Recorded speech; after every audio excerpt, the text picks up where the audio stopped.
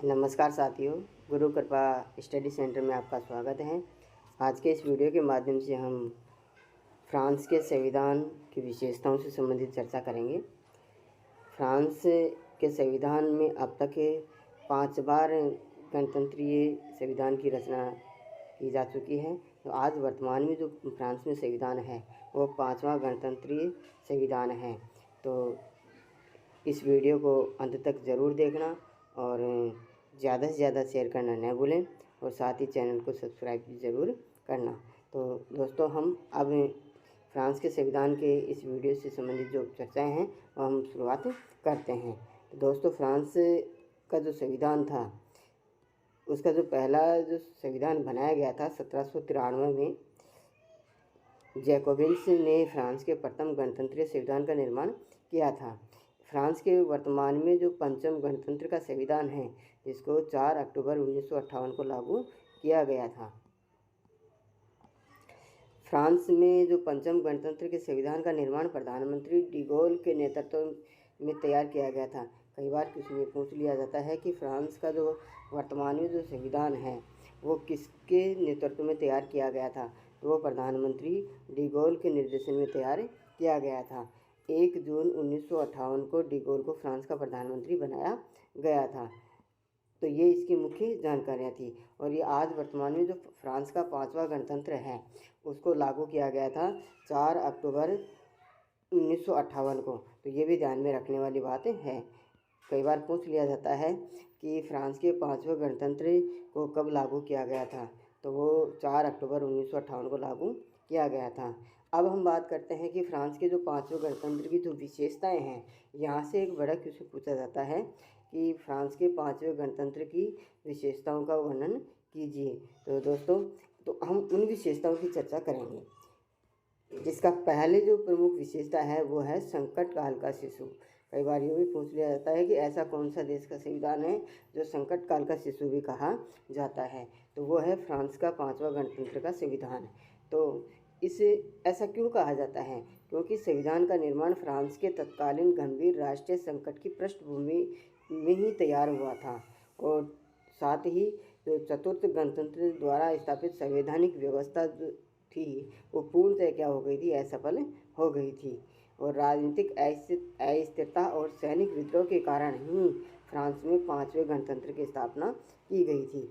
तो इस कारण से इसको संकट काल का शिशु भी कहा जाता है। तो ये थी फ्रांस के 5वें गणतंत्र संविधान की विशेषता, जिसमें संकट काल का शिशु कहा गया है। अगली जो प्रमुख विशेषता है वो यह है कि फ्रांस संविधान सभा के अभाव में बनाया गया संविधान। तो दोस्तों, जो फ्रांस का संविधान जो बना था वो एक संविधान सभा के द्वारा बनाया नहीं गया था। यह डी गॉल के मंत्रिमंडल के संविधान समिति तथा 39 यानी कि 39 सदस्यीय संविधान परामर्शदात्री सभा द्वारा इसका निर्माण किया गया था। तो यह फ्रांस का 5वां गणतंत्र का संविधान जो था वो एक संविधान सभा के अभाव के द्वारा बनाया गया था, अर्थात ये डी गॉल के मंत्रिमंडल के द्वारा बनाया गया था। इसके बाद में इसकी जो अगली प्रमुख विशेषता है वो यह है कि अल्पकाल में निर्मित संविधान, अल्पकाल में यानी कि कम समय में इसको निर्माण किया गया था। तो दोस्तों, 3 जून 1958 को फ्रांस की संसद ने डी गॉल को नया संविधान बनाने के लिए केवल 6 माह का समय दिया था।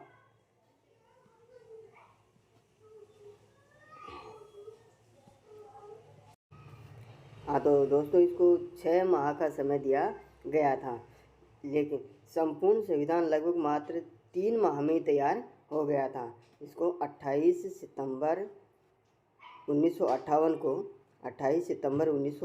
को संविधान को लोक निर्णय हेतु जनता के सामने रखा और जनता ने 80% के साथ भारी बहुमत से इसे क्या कर लिया था, स्वीकार कर लिया था। तो दोस्तों, तो फ्रांस की संसद ने डी गॉल को केवल मात्र 6 महीने का समय दिया, जिसने मात्र 3 महीने में तैयार करके इसको क्या कर दिया, जनता के सामने जनमत संग्रह के लिए रखा था और जनता ने इसको क्या कर दिया, 80% के भारी बहुमत से स्वीकार कर लिया था। तो इसीलिए इसको क्या कहा जाता है, अल्पकाल में निर्मित संविधान कहा जाता है। इसके बाद में आता है कि लिखित, निर्मित और संक्षिप्त संविधान।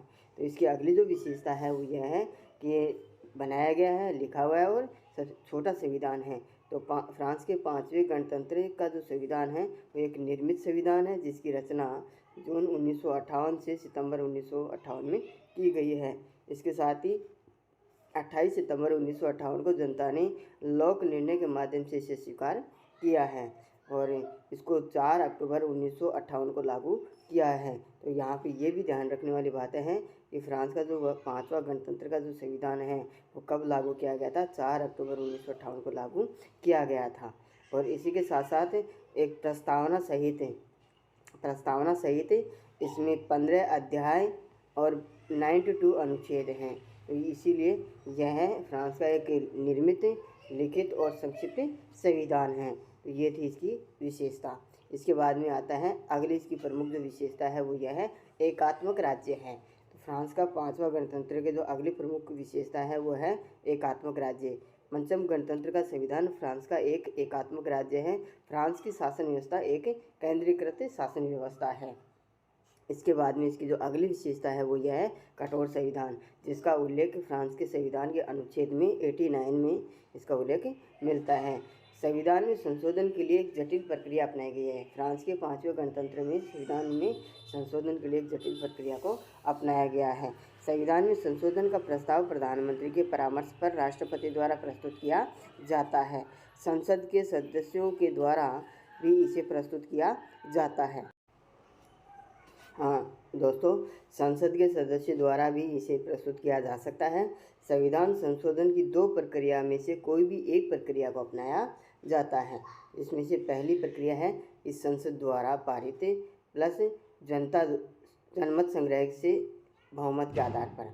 तो पहली जो इसकी प्रक्रिया है वो है संसद द्वारा पारित होता है और उसके बाद में क्या किया जाता है, जनमत संग्रह के लिए बहुमत के लिए भेजा जाता है। तो एक तो ये प्रक्रिया है। उसके बाद में इसकी जो दूसरी प्रक्रिया है वो यह है कि संसद का संयुक्त अधिवेशन व 3/5 यानी कि 60% मतों का समर्थन का होना आवश्यक है। तो इस प्रकार से यहाँ पे फ्रांस के 5वें गणतंत्र में जो संविधान संशोधन है उसकी प्रक्रिया क्या है, जटिल है। इसीलिए इसको क्या कहा जाता है, कठोर संविधान कहा जाता है। अतः फ्रांस के 5वें गणतंत्र की जो प्रमुख विशेषता है वो कैसी है, कठोर संविधान की है। इसकी अगली जो प्रमुख विशेषता है वो यह है कि लोकप्रिय प्रभुसत्ता पर आधारित संविधान है, जिसका उल्लेख फ्रांस के 5वें गणतंत्र के संविधान के अनुच्छेद 3 में देखने को मिलता है।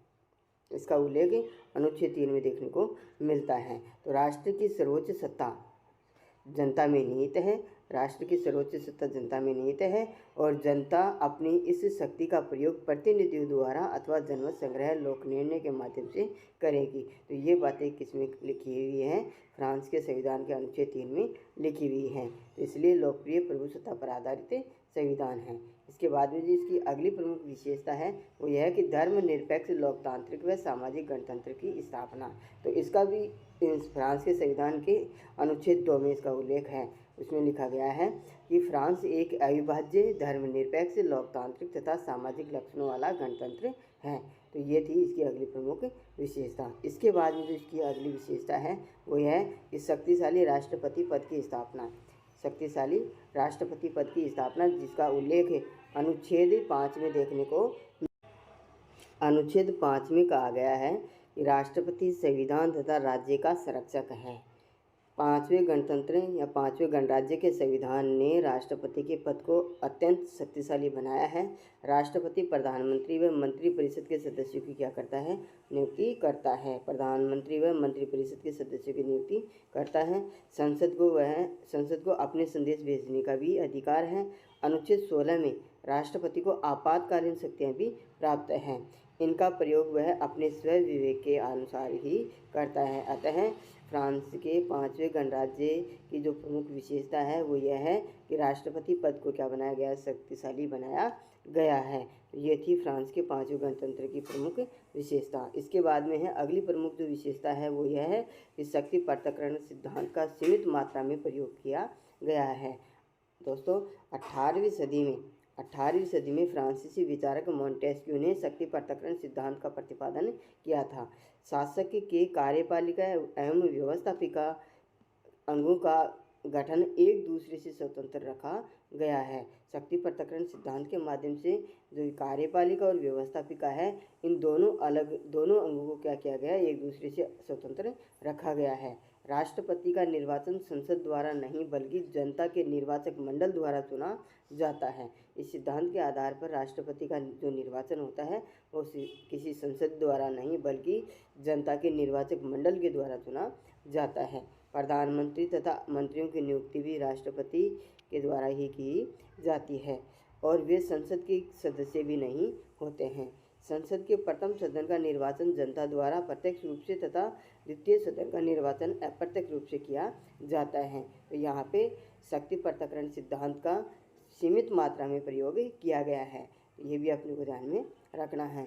इसकी जो अगली प्रमुख विशेषता है वो यह है कि फ्रांस के 5वें गणतंत्र में जनमत संग्रह की व्यवस्था की गई है। जनमत संग्रह की प्रणाली को स्वीकार किया गया है। और इसकी जो अंतिम विशेषता है वो यह है कि इकहरी नागरिकता, प्रत्येक नागरिक को इकहरी नागरिकता प्रदान की गई है। तो दोस्तों, आज के इस वीडियो में फ्रांस के 5वें गणराज्य के प्रमुख विशेषताओं का हमने जिक्र किया है और मैं आशा करता हूं कि आप लोगों को इनकी जो विशेषताएं थी फ्रांस के 5वें गणतंत्र की, वो आपको अच्छे से समझ में आ गई होंगी। और इस वीडियो को ज़्यादा से ज़्यादा आप शेयर करना और चैनल को सब्सक्राइब करना न भूलें।